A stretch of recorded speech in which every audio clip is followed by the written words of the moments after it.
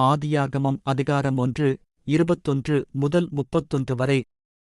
21 தேவன் மகா மச்சங்களையும் ஜலத்தில் தங்கள் ஜாதியின்படியே திரளாய் ஜனிப்பிக்கப்பட்ட சகலவித நீர்வாழும் ஜந்துக்களையும் சிறகுள்ள ஜாதியான சகலவித பட்சிகளையும் சிருஷ்டித்தார்.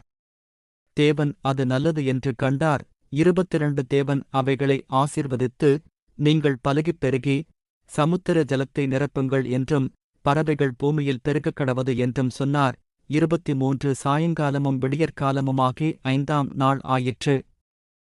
24 பின்பு தேவன் பூமியானது ஜாதியான ஜீவஜந்துக்களாகிய நாட்டு மிருகங்களையும் ஊரும் பிராணிகளையும் காட்டு மிருகங்களையும் ஜாதியாகப் பிறப்பிக்கக்கடவது என்றார். அது அப்படியே ஆயிற்று. 25 தேவன் பூமியிலுள்ள ஜாதியான காட்டு மிருகங்களையும் ஜாதியான நாட்டு மிருகங்களையும் பூமியில் ஊரும் பிராணிகள் எல்லாவற்றையும் உண்டாக்கினார். தேவன் அது நல்லது என்று கண்டார். 26 பின்பு தேவன் நமது சாயலாகவும் நமது ரூபத்தின்படியேயும் மனுஷனை உண்டாக்குவோமாக.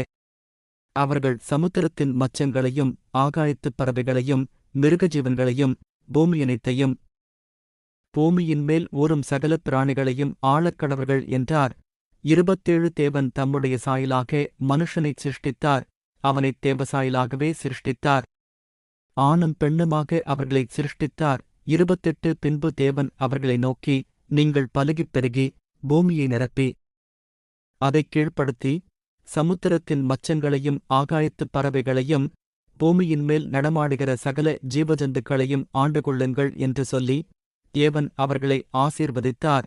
29 பின்னும் தேவன், இதோ பூமியின்மேல் எங்கும் விதைதரும் சகலவித பூண்டுகளையும் விதைதரும் கனிமரங்களாகிய சகலவித விருட்சங்களையும் உங்களுக்குக் கொடுத்தேன். அவைகள் உங்களுக்கு ஆகாரமாயிருக்கக்கடவது. 30 பூமியிலுள்ள சகல மிருகஜீவன்களுக்கும் ஆகாயத்திலுள்ள சகல பறவைகளுக்கும் பூமியின்மேல் ஊரும் பிராணிகள் எல்லாவற்றிற்கும் பசுமையான சகல பூண்டுகளையும் ஆகாரமாகக் கொடுத்தேன் என்றார். அது அப்படியே ஆயிற்று.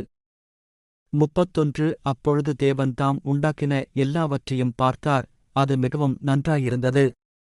சாயங்காலமும் விடியற்காலமுமாகி 6ஆம் நாள் ஆயிற்று. கர்த்தர் இந்த நாளை உங்களுக்கு ஆசீர்வதித்து வழிநடத்துவாராக. கர்த்தருடைய பரிசுத்த நாமத்திற்கு மகிமை உண்டாவதாக. ஆமென்.